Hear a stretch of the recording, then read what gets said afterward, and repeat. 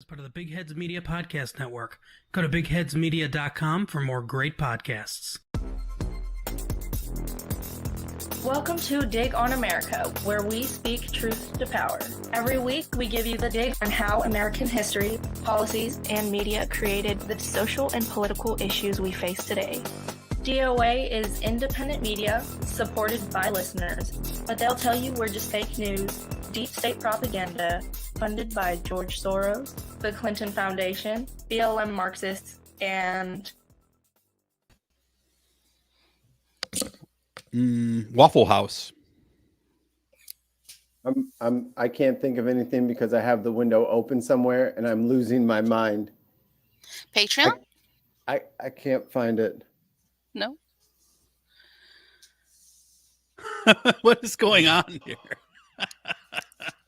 I had the YouTube video playing underneath the window of the YouTube video paused. And I was like, my brain brain hurt. Did it overload your software? Yeah, my CPU is at 99999. The RAM is full. So no sponsor for Mikey today. Brought to you by graphics card NVIDIA. Graphics card NVIDIA. Yeah, the one that's blurring you out all the time over there today. It's my autofocus. It doesn't know that my camera is not me. See, AI, it's taking over the world. The right wing is right. Welcome in to Dig on America. This is Jason Dutch. This guy down here, this inquisitor, Mikey Famine DeGrasse Tyson, is with me today. Thank you for pronouncing the thing this time. Yes, and we are here today. Attorney Anna, not with us today. She is actually right now on a different show. She's pulled a TJ on us. She's guesting over with. Yes, guesting over with our friend Delvin Cox on the Delvin Cox Experience. So we will post links to that interview when it goes live. And Big Haas probably will be joining us shortly here. He'll be crashing the party. Oh yeah, there's the Delvin Cox hat. We've got Delvin Cox on the show today. Hello, Delvin. I can't do Delvin's voice. I thought about trying to do it, and I was like, I have to practice that one. Delvin can't do Delvin's voice. That's my best Delvin Cox impersonation. But with us today, we have a very special guest. You know what? Again, I should have asked beforehand about the pronunciation of the last name, but I'm going to guess Francine. Is it Ly or Lee? Lee. Okay, I apologize. You threw me off with, and I'll tell you why you threw me off, but we have Francine Ly, who is running for Texas State Senate in District 12 in Texas, obviously. So welcome to the show, Francine. Thank you. So Francine and I met on Twitter through a mutual Twitter follow who recommended that we bring her on. So we did so, but and your campaign is interesting because it says Team Fly, FLY, which is your first initial of your first name and the full last name, LY. So I was like, oh, well, Team Fly, it must be Lie, like Francine Ly, right? Like, and then I'm like, no, wait, I'm assuming here with my, white privilege. There it is. Just assuming that's everything is the way that I assume it is. But thank you for coming to down to Dig on America, where we appreciate you jumping on with us. Thank you for having me. So let's get down to brass tacks, gentlemen, shall we? Just to quote the wolf from Pulp Fiction. We'll start out. Oh, there you see. She's got the center stage. So we will start with playing a little game with you. Okay. I'm going to call an audible here and annoy Mikey. This game is called 4 Down Territory. We'll ask you 4 questions. You will give us 4 answers. Mikey, will you tell her how important these questions are to her campaign? Your campaign is literally on a knife's edge. Your campaign is in big. Oh, and here's Big Haas. So Big Haas, welcome into the show. We have Francine Ly with us. We're going to play 4 Down Territory.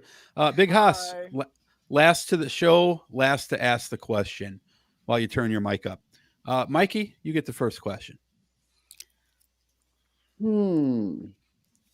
So I'm not sure where the 12th district is, but which city in Texas has the best barbecue?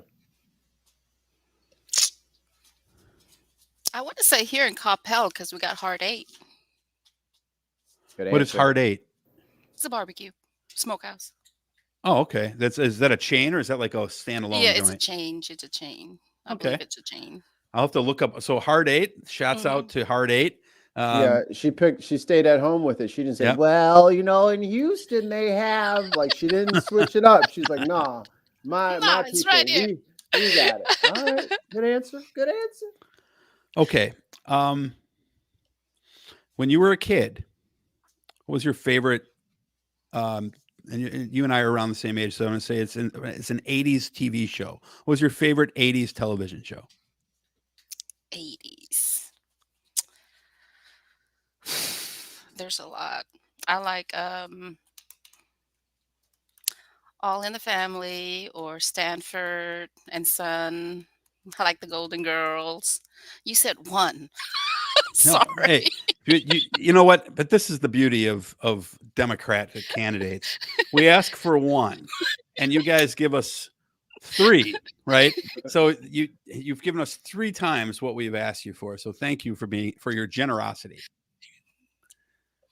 I want to do a recount on the number of shows she listed. Yeah. We also like Different Strokes. That was fun too. Oh, see, No, sorry. I'm sorry. You said one. I need to stop. These Democrats, they can't make up their minds over anything. They're radicals. Okay, see how I changed that up? She's flip flopping, is what she's doing. Yeah, I mean, make up your mind. It is the real answer is why isn't it bosom buddies? Right? That has to be the answer. Of course, that's funny. That's good too. Yeah. Or what about the I forgot the title, but Balky's the cousin. Oh, Perfect Strangers. There you go. Perfect Strangers. And I asked that question because I am wearing the Greatest American Hero T-shirt today, which is, of course, my favorite 80s TV show. So, Big House, what do you got for us? What's that Saturday morning cartoon cereal? Which one was it? Oh. You had to have what a bowl cereal of did you eat on Saturday mornings? That's a good cereal or series? No, what cereal did you eat? Cereal. Yeah, while you were watching Saturday morning cartoons. Yeah. While you're watching Scooby Doo and Tom and Jerry. No, not Tom and Jerry. Is it like isn't there the Jackson 5 cartoon going on at one time? Man. Took it back. Come on, Jermaine. It's time for us to go into the magic. It was the worst show. Oh, I'm showing my age. Jackson 5 cartoon. I love the Jacksons more than anybody, but boy, that was a rough cartoon. That thing was trash. You couldn't see nothing. Hey, you remember that animated show Black Dynamite?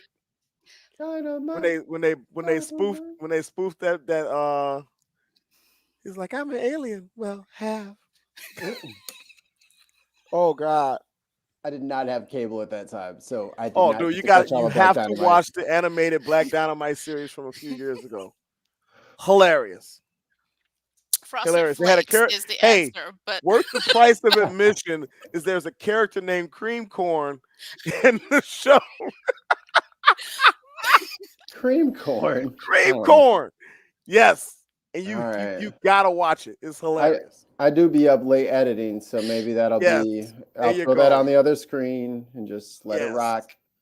You won't be disappointed. I'm trusting you, Haas. You won't be disappointed. You won't be disappointed at all. Are you got another one, Dutch? You want me to go? Oh, I was going to say if it's bad, if the show is bad though, it's Haas's fault. So he has to be accountable.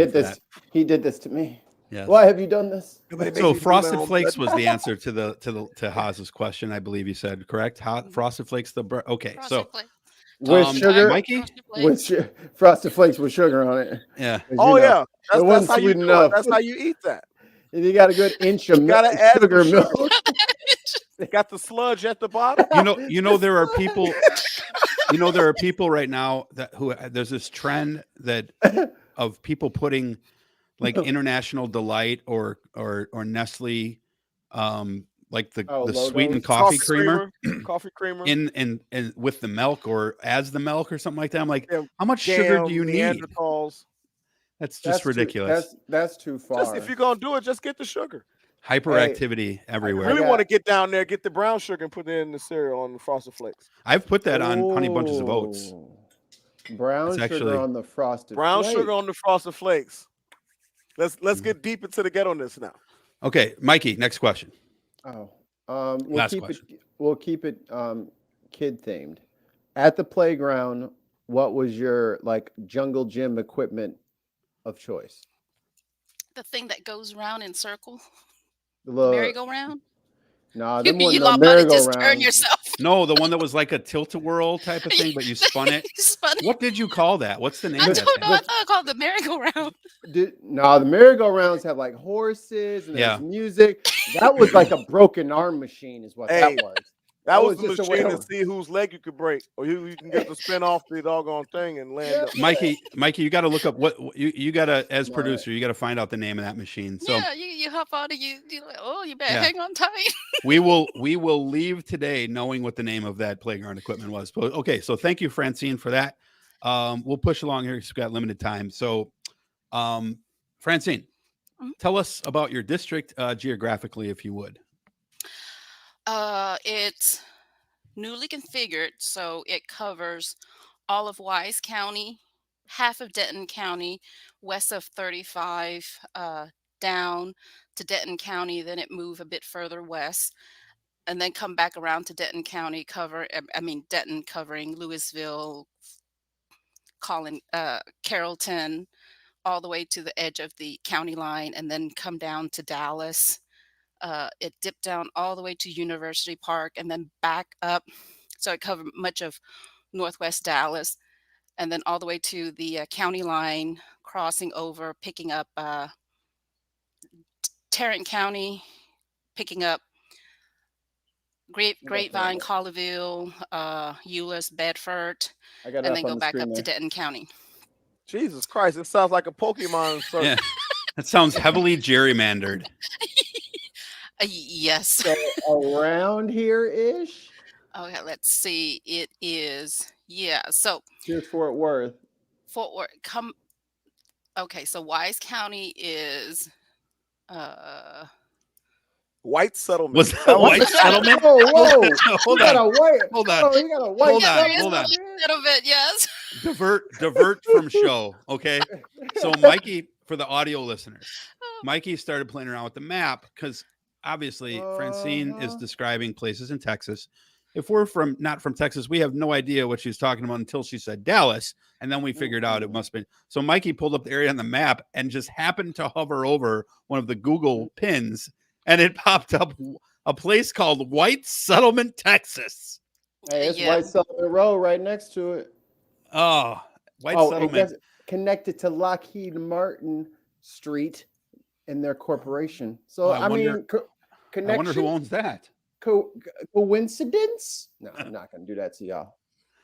Let me find a better picture of it of the All district. right, so you are north of Dallas, I guess, for the audio listeners. It sounds like, correct?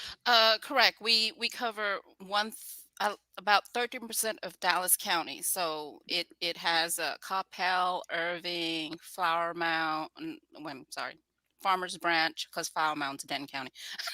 Farmers Branch, Carrollton, University Park, Addison. So basically west of Coit, all the way down to Park Cities, and You know what's funny is There you whenever someone from a different state comes in and they talk about city names, just total tangent here. You I can mentioned email you the map. you mentioned Addison, University Park, Park Mhm. City. These are all cities in Illinois. You know, so Yeah, it's like in St. Louis. yeah. So it's like everybody's got the same. We're so unoriginal with our names of towns in America, aren't we? But okay, so what would you say are like the demographics of your area? Is it mostly minority, mostly white, or what would you say? About roughly 50%, 57% are Anglo. About 23% Hispanic, and then roughly maybe 18% African American, and the rest are Asians and other ethnic groups. Okay.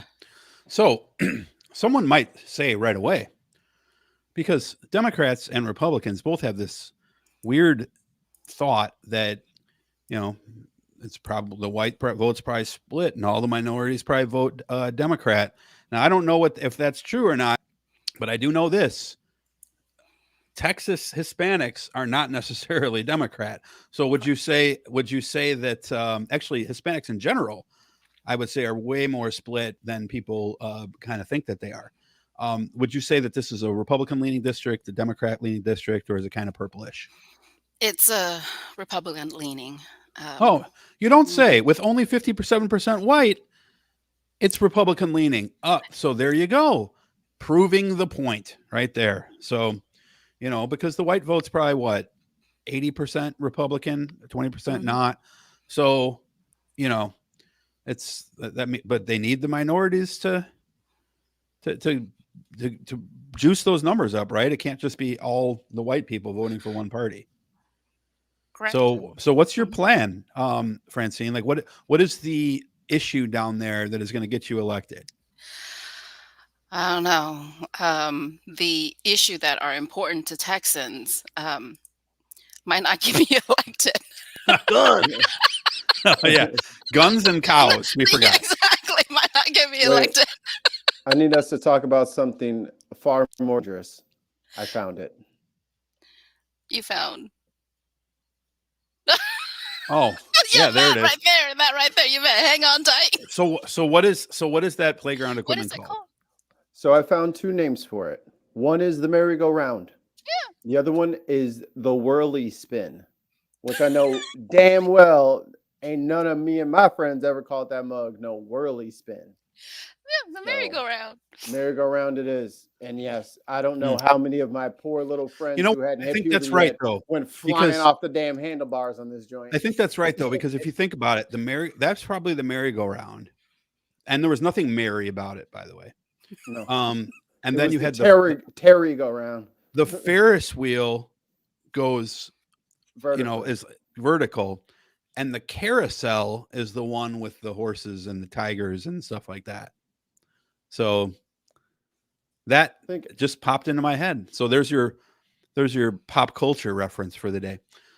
So what issues are you running on, Francine? What are the issues that are important to Texans in your district that they may not realize are important to them that you're going to advocate? Protecting public education. That's very important. We have a lot of retired teacher in my district. So you're protecting public schools from the evils of CRT, correct? Yes. CRT.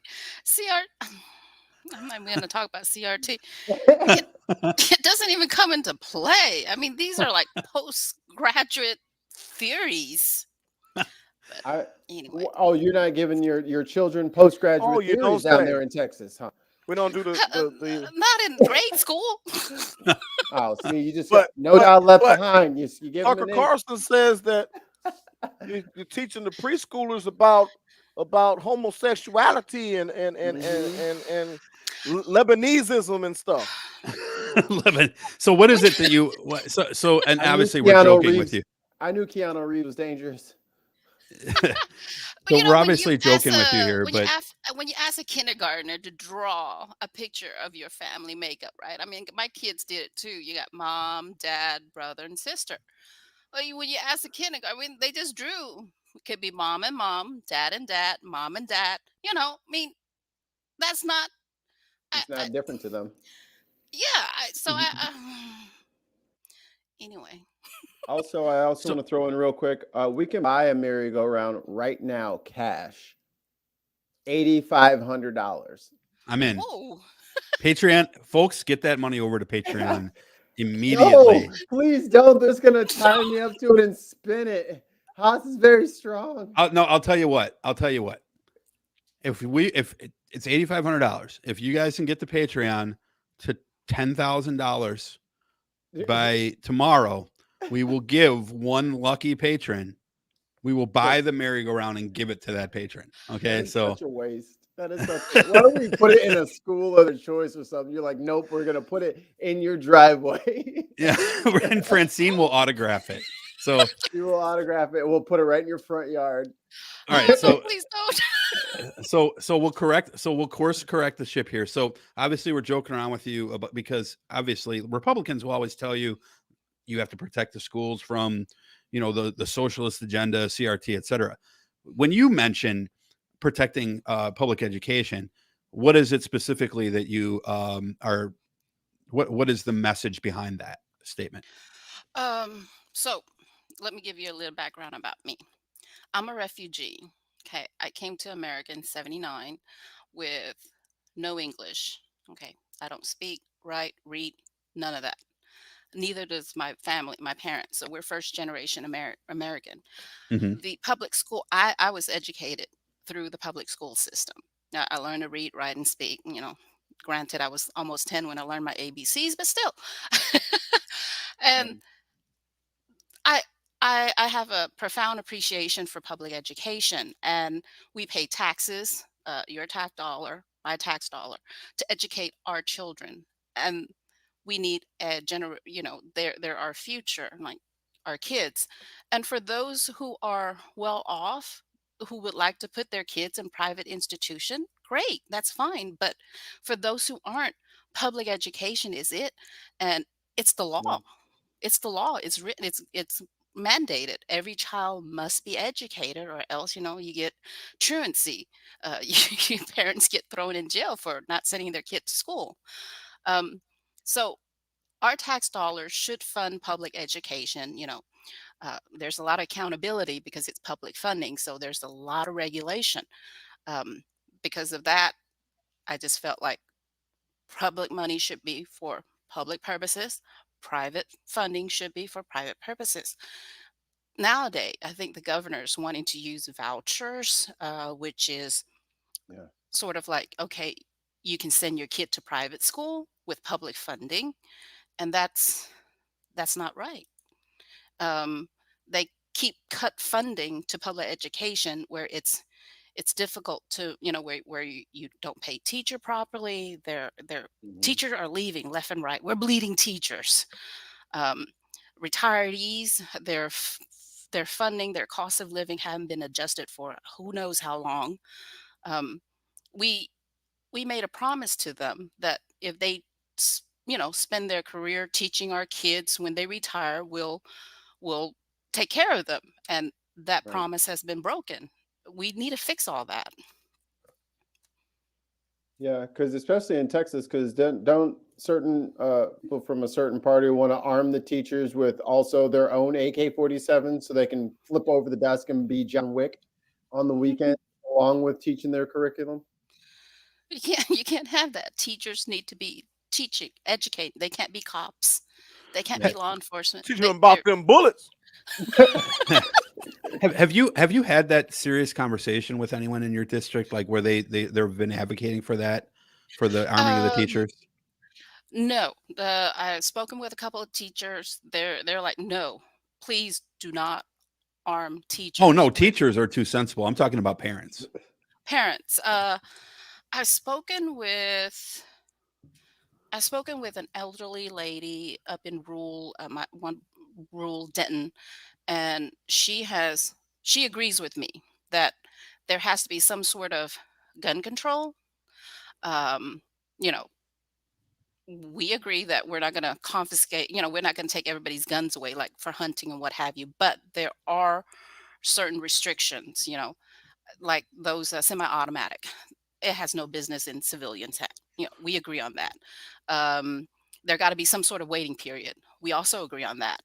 Um, there has to be some training, some education, some safety requirements, right? Locking your gun away and what have you. So we on guns, I believe we do agree on there has to be some sort of safety. Unlike my opponent who, voted for permitless carry, which is, anyway. No, we're Mm. listening. We're hearing it. We just don't want to interrupt you because we may or may not have a bad habit of that. Well, especially on the We're gun. talking to professionals about it, and we're getting better. Well, we're on the patch. yeah, that's what they say. But that particular topic is one that I know I'll get triggered about, because especially when people bring up dumb, I'll just call it what it is. When they bring up dumb shit like arming teachers, like I've said this before. I could have sworn they told us that teachers were CRT peddling socialists who hate America, and now suddenly they want to arm them. But like if you're a teacher, like just think about this for a second. Let's say you're a teacher and you get notified active shooter in school, and you have a gun. Let's say you have that gun. So you're going to tell me that you're going to run out into the hallway where there's chaos and kids running everywhere and the shooter shooting around, instead of keeping the children in your class safe. And then you are, without any training being required at all, right? They can say, well, we want people to be trained, but there is no training in Texas. You don't have to be trained to do anything. Right. So how many bullets are you going to fire off in the hallway at that shooter who hides behind an 11-year-old little girl and uses her as a human shield? Like, what are you, and is possibly wearing body armor? You need to, look, even if you had a gun, the training material for that. Yeah, exactly. The Liam Neeson movies. You would literally have to be trained more than a police officer would, because by the time Liam Neeson movies, and then part 2 is all the Steven Seagal movies where he's a cook on a ship. Yeah, you seen that dude? He had a lifetime of training. Okay, he may be a chef now, but he had a lifetime of training. Don't matter. I don't know if you guys ever souffle to shoot. I don't know if you guys have ever seen the documentary The Bourne Identity. But the they just don't need guns. They could just roll up a magazine. Pa, pa, pa, pa, pa. And then or you can wick them, and get the pencil. Or MacGyver, pencils in school. You go into you grab a rubber band and a match, and you build a nuclear weapon. Have we considered magic? Hogwarts didn't have this problem. I do respect MacGyver. I don't think he ever used a gun. He always he always created crafted something. Yeah, he always crafted something. He created things that he beat guns with rubber bands, but exactly. but if you we'll move off of this topic because I'm going to get down a rabbit hole here. But like literally, if you think about it, by the time police get to a shooting, things have generally calmed down a little bit because it takes them 8-9 minutes to get there. So usually by then they've locked down the parts of the school that have been locked down. So they're trained for that type of situation in that atmosphere. The training that a teacher would have to go through in the infancy of like the first shot, kids start yelling and screaming and running around. That training would be like extremely comprehensive and ongoing, like way more than and completely different than what you would do if you were a police officer. It would almost be more like war zone style training that you would have to have for every teacher. So, and it's like, and what teachers are who's going to pay for that, by the way, the teacher or the school district? Should we raise your taxes? Y'all won't even give them money to buy groceries. Buy school now, supplies. Now we what got, are you talking about? They wouldn't even give them money for school supplies, let alone bullets. Now you're gonna buy them a gun and give them training so that they can be John Wick. Like, come on now. And reinforce all their cabinets, but you can't tell anybody that you're still reinforcing your door because don't forget about the bulletproof blankets. Yeah, but you can't tell anybody that you're buying bulletproof blankets. Like literally, think about it though. You can't. If you told someone that you were buying bulletproof blankets for your class, then that person would then you bought them from would know that you bought bulletproof blankets for your class. And if they shut up the school, they could go and take those bulletproof blankets out of the class beforehand. So you have to keep those things private. You can't tell people what you're doing. So it's like, but anyway, the conversation is just ridiculous. I want to ask you about now. This is just more of a curious question. In Texas, the way that your government, your state government is set up there, would the state senate be more acting on things like infrastructure and stuff like that, or are they more working on like monetary policy for the state, or is it both in Texas? Because I know in some states it's a little bit different. The way things start, sometimes they start in the assembly and sometimes they start in the senate and vice versa, I from the way believe that I understand it. we have the appropriation money.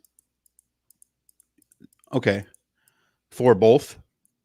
I believe so. Okay, I'm gonna have to so research. I read that, but I read so it, but that was a what few would be years ago. the biggest challenge that you think that in your district when it comes to things like infrastructure and stuff like that? Are you guys behind? Do you have good infrastructure there? Like, and how do you think that could benefit your community? Uh, well, when I'm thinking of infrastructure, right now, I'm not sure if you recall, there was the freeze last year, Hmm. February, where the power grid failed and Right. Texan, died needlessly from the freeze. That, of course, need to be addressed. And I don't think we thought that they were going to do it. This past legislation, they did not. Our power grid is still not to par. I think a couple of weeks ago, even right before, yeah, even a couple of weeks ago, ERCOT put out a warning or a request for us to conserve, and that was just the end of spring. Summer hadn't hit yet, you know. So there is a problem with that. We do need to fix that problem, and I think if Beto wins, he needs to win so that we can fix it. If Abbott stay in office, we're not going to fix that. Texan is still going to suffer. How's that looking? Uh, the Quinnipiac poll came out today, and I believe that it's only a 5 point gap now. So I think Beto's doing very well. Okay, well, that's good to hear. I was just kind of curious on that one. We've had a few candidates on the show who, and I think that this is probably true in your district as well. But generally, I think that even Republican leaning districts are not as Republican leaning as they seem. It's just that most of the voters are Republican leaning. Do you have any opportunities with empowering and enfranchising people who generally don't vote to get out and vote, to sort of change to sort of change that the weight of the scales, if that makes any sense? Um, So how that do you energize is the non-voter? Well, a lot of I'm with the the group Asian Pacific Islander Public Affairs Association, where I'm the chair of the North Texas chapter, and we are trying to ensure that all, at least are the Asians American in our communities in the North Texas area, are at least engaged. We will go out and knock on doors, send out, texts, phone bank, just to encourage them to participate in our electoral process. Because after all, it's their voice and they need to be heard. I'm looking up some stats here on the Beto's campaign. Um, he's actually really close on a lot of issues. Like for the Mexican border, it's 53. This is just voters were asked who would do a better job handling 6 issues, and then these are the qualifiers here. So Mexican border, it was 53 Abbott, 38 Beto. Economy, 52 Abbott, 38 Beto. So the economy, they're really not backing them. Coronavirus response, 51-40. Election laws, 49-42, which is much closer than it should be. Gun policy, 47-43. Beto just lost. And then abortion, 44 for O'Rourke and 42 for Abbott. So Texas, I mean, with a new governor, Texas might look a little bit more purple than it's ever looked. Yeah. The rose of And Texas. are you guys seeing a change in demographic in your area with the influx of people coming into Texas? Is your area an area that is being, as they say, invaded by the socialists from California? Um, there was, well, redistricting. Um, the demographic, like for instance, my city, Irving, it's a majority minority city. Um, but with redistricting, are we've lost that. Like I've been drawn into Senate District 12. Part of Irving is in 16. Even Congress, there are roughly two congressional district in Irving, about maybe two or three House district in Irving. So our city, it's really difficult to elect anybody statewide, but Yeah. that's because of redistricting. They was it crack and pack, and a lot of the that's because I was in a fairly blue, fairly safe district, Senate District 16, but then I've got redrawn into Senate District 12. So, and it's an open seat when the incumbent declined to run for reelection. So it, that's why I went ahead and tossed my name into the hat, because I believe that voters in this new district should have some choices. And I feel like the essence of a strong democracy depends on voters being presented with different ideas, policies, and position for addressing these critical problem facing our great state. So Yeah. that's since it's fairly newly configured.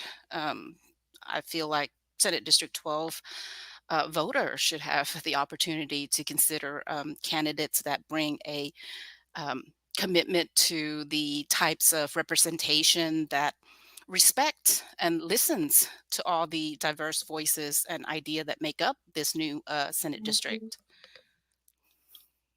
Sorry, had to move my chair. No, and I appreciate that answer. Haas, floor is yours. What questions do you have? My question, you spoke about being first generation in the country and everything. What were your what type of barriers besides language and everything did you have from your teachers and things like that? All those years ago in public school that you still see happening today in our educational system? Uh, the idea of just passing kids just to pass them out of a grade. Hmm. Uh, Honestly, I felt that way because I just felt like at times I was just being promoted from grades, not really comprehending. Like, did I really get that grade? But Right. Hmm. you're Hmm. aged out. Then they say so they just move you on to the next grade. But That's also to keep luckily, those numbers up, right? exactly. That's also to keep those numbers up. So testing, testing, and testing. I mean, teacher no longer teach. They're like standard, right? Standardized testing. They're teaching to a Right. test instead of teaching the kids to actually teach them. Hmm. Right. I hated school so much. Like I'm listening to all this education. I'm like, can y'all do a shortening process where you can You just know what? like go 7 days a week for fucking 5 years and just be done with that shit early? You Because know if what I was could have funny did high school in a year, that would have been for nice. me? What was funny for me was during the quarterly report cards would be horrible, right? And then the Iowa test, because that's how old I am. The Iowa test scores. I'm in 5th grade doing science on a 12th grade level, doing math on 11th grade level, reading on a 12th grade level, and things like that. And I just during the school year, I'm like, whatever. And you know, Do it, Dutch. but hey, guess what? When it comes time for the test, I'm gonna pass that test. But Right. it was my grades during school was horrible. And a lot of times you'll hear kids say that they get to the test and that's when they freeze. And I wouldn't freeze during the test. I'd just be doing whatever during the year, Yeah. you know. You Homework sound is like my dumb. brother. Homework is Um, stupid. Hmm. he no, he's not stupid at all. He's a very smart young man. Well, he said No, homework no, is no, no. Homework is stupid. homework that is like my grade is determined based upon me remembering to give you this Homework. piece of paper. Yeah, I, yeah. School was slow for him. So Boring. what I did was at that time my mom had asked me to just mentor, keep an eye on him because my father was sick and couldn't take care of the family. So my mom just asked me to keep an eye on him. And at that time, he was at that age where, if you're not careful, you could really get into the wrong path. Right. So we had to show up in court because he kept skipping school. So I just sat him down. I said, "Okay, tell me what's wrong. Why?" He said, "Oh, it's stupid. It's like okay. Then why don't you look at taking your GED?" I'm not 18. I don't care. See if you can take it early. You finish school. Get your equivalent. Well, he took it. He passed it, and I said, "Okay, there, you're done. You're 17. You're done with school." And then it's like, "Okay, now what you plan on doing?" So then I had him come work with my firm because I was working on a law office. That well, why don't you come work at the firm, do some research, see if you like that. You like Mhm. thinking, okay, and analyzing, see if you like that. So he stayed with the firm for a few years doing legal research and what have you. And then he moved on to work with Chase, and he was in their their financial section, and he was doing handling $1 million cases, and he was just that good. But school was slow for him. School was slow for him. And if we forced him to stay there and finish traditional school, he Yeah. was going to go, the wrong way. So we just had to find a way to Mm. get him on the straight and narrow, but find a way where he can still, finish school, still do what he want, still get the training he needs. And now he's great, man. Heck, he makes more money than I do. Yo, shout out to you for recognizing that in him and finding an out for him. Because there's a lot of kids, me included, that just you get stuck in a classroom with a bunch of kids who don't pay attention, who aren't picking it up. And you're stuck 45 minutes listening to something that you got in the first 10 minutes. And it's like, I don't want to be here anymore. So, Exactly. so it's Exactly. 35 minutes of detention in this class. Then I go to the next class where I learn everything in 10 minutes. And there's 35 minutes of detention in that class. And it's just like, this is dumb. I shouldn't be here. yeah, and it's actually can be the opposite too, because I'll tell you that for me, I didn't have the problem Mikey had, but um I have ADD. So after the first 10 minutes, I was no longer interested in being there, for each class. And so unless it was something super engaging, I didn't want to sit there and listen to the teacher lecture. I would there would be days I would get done with class, especially even in college, and have no idea of what the class was just about. Just walk So it's, out. yeah. So like I would have to go back and like do it myself afterwards. So when I dropped out of college, I went back 10 years later online, and that environment for me was perfect. Mhm. Yeah. Like it just like, and I don't think I missed a point in any class. So, hey, there's my new partner. So we'll have something to talk about. But And you know what was funny as well was one of the things that resonated with me in school was I would often work ahead in the Yeah. workbooks. And they would say do pages 1 through 5. And I'm like, well, I'm on a roll, so I'm just gonna Right. go to 12. And I would get penalized, I would get chastised for working ahead. yeah, And they would tell you, stay with the group. Right. And later in life, I'm like, that is so counterproductive to what you're supposed to be trying to do. yeah, If you're trying to develop leaders, then someone working ahead, instead of saying stay with the group, maybe you should say, maybe he needs to test out of here and go someplace more challenging where the group dynamic will help him versus trying to rein him in and keep him back with the group. But that would happen often in many of my classes. I would work ahead during the homework, or during, they would say you have free time, do these pages, and I'd work ahead. I'm like, I know all of this stuff. It didn't work Right, out very yeah. well for you though when they started playing flag football and you worked ahead and then you were at halftime and everybody else was still in the first quarter. That didn't work real well in PE though, Haas. So just so you know. They call me Speedy because I was the fastest person in school. You're just ripping everybody's flags off preemptively. Yeah. Hey, I was the got kickball ahead king. I was the kickball king. It wasn't flag football, it was kickball. Yeah, I everybody had on the MA100s on, and I would slide in the second like on the hard bottom. I would absolutely love if there was a way for us to like have a kickball tournament against other podcasts. That's probably something that we can That would do. be amazing. Would you have Yeah. like a Dig on America con? And what we needed to do though is all do the Peacemaker dance. No. Like a contest come to see who on, does the Hodge. You Peacemaker gotta do it dance. with a straight face. Yeah. All right. So do that Francine, fast. so we'll get one more question for you, and then we'll have you kind of promote your campaign and stuff like that, if that's cool with you, because we're at our time here. Mikey, we'll give you the last one because I don't think you've had a direct question yet. So whatever you'd like to ask this shining star of District 12. Well, I haven't asked my normal question in quite some time. Give it to her. Give it to her. So I have a little mission, and my mission is I just really want to tax the church.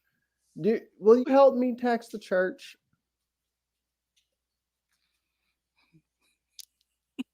There's a separation of church and state. I'm not sure we can do that. There have been, I think it's written into the IRS code, isn't it? This is federal regulation. I'm just saying. I'm running for Texas State Senate. It's not Texas Senate. and I'm not a tax attorney. I'm just saying, maybe what about churches that, have blatantly overt political messages in their sermons and things like that? Those, I think, if they're going to be political, I think they need to, their shield, the veil, need to be pierced, and that protection should be forfeited. But again, this is a federal issue. So if anybody, was out there preaching, wink, wink. If anybody was out there preaching about anti-LGBTQ stuff, I mean, man, that should probably cost them their tax exemption. And you're in the land of the megachurch. Yeah. They're manufactured out there and then shipped out across the country. I'm gonna take Mikey's other question that he usually asks and just ask you this, and this will be your last question. Minimum wage in Texas, is that something that you'd be able to bring legislation to the floor on? I think we should, but again, this is the minimum wage. I believe that corporation, if they do care about employers, not even corporation, forget, just employer, if they care about their workers, they should give them a living wage. But they don't. They don't care. Yeah. They don't care about their worker. So workers should if they care about their worker, they should give them a living wage. And also there's I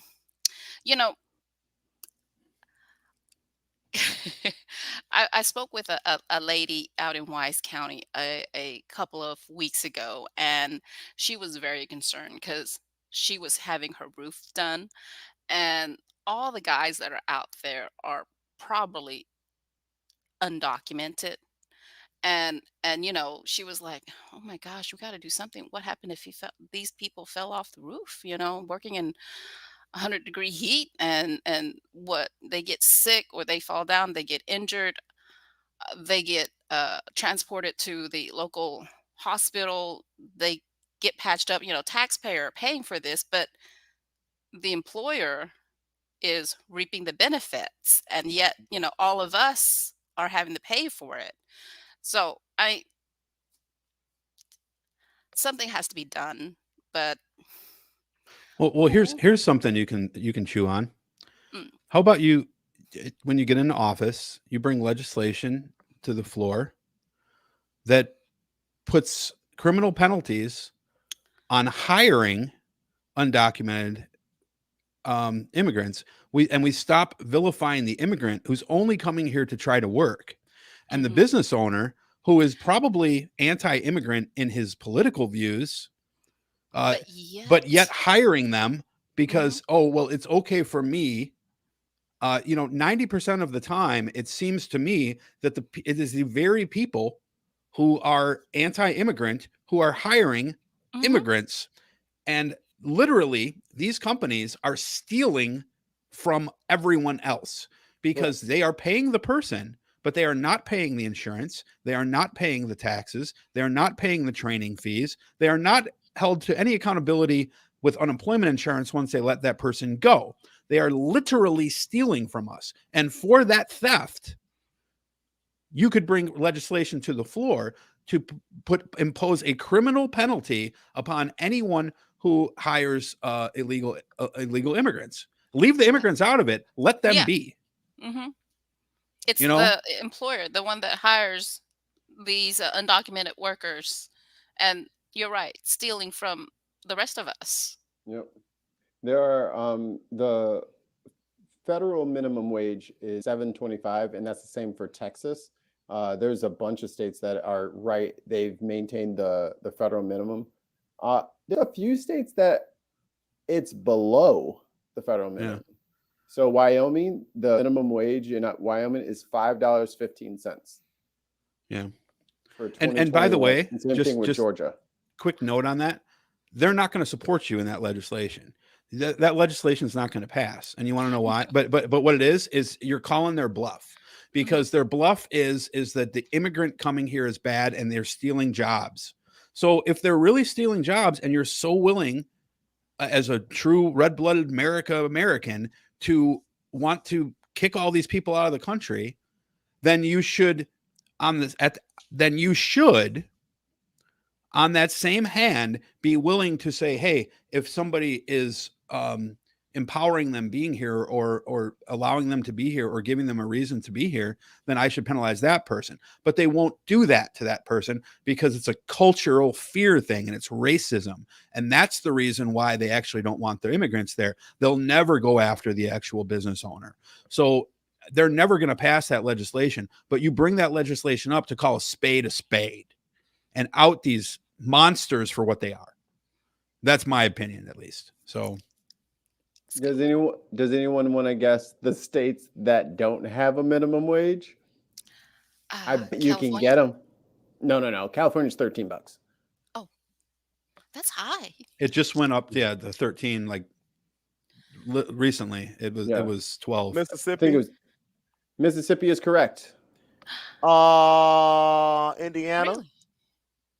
$7.25. I thought federal minimum wage was seven and a quarter or something.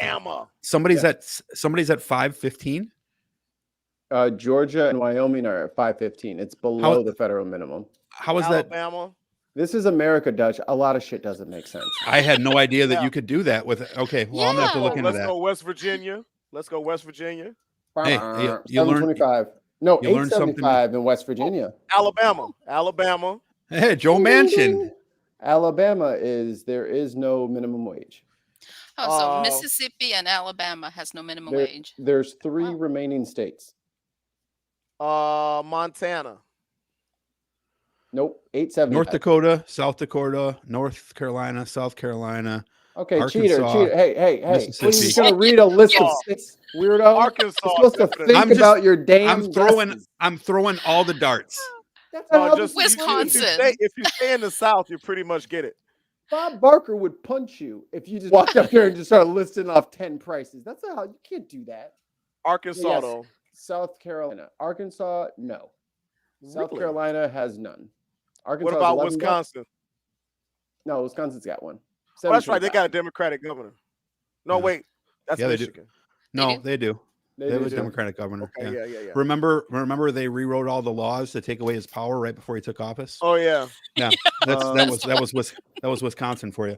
All right. So Francine, thank you very much. You've been generous with your time. Why don't you tell the people because I'm sure you have a lot of geography to cover, and you need a buck or two here or there. So tell the people how they can support your campaign, or where they can find more information on you if they didn't get an answer to this today.